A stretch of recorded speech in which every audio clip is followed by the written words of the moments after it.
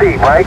Roger, roger, the 3 Alpha, North Carolina. Kelly Jones has just made a contact, and that's the point of Field Day, a contest between hams, or amateur radio operators. You attempt to make as many contacts throughout the United States and Canada as possible in a 24-hour period.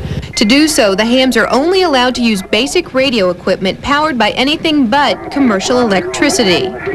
CQ Field Day, CQ Field Day, Whiskey Niner, Uniform, India, Hotel, QRZ. For each contact, they get a point, and tonight they're shooting for bonus points. Well, we get bonus points for the working a satellite, for instance, or having publicity about our event, or using alternative sources of power, different special stations that we might contact. But if you talk to these radio operators a little more, you'll find out that Field Day isn't just a contest.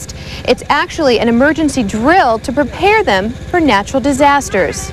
Well, it's a contest, but it's also an exercise in emergency preparedness. If we were to have a natural disaster here in southern Illinois, this is fairly typical of the kind of emergency headquarters that we might set up. A lot of times, commercial mains, the power will be knocked out.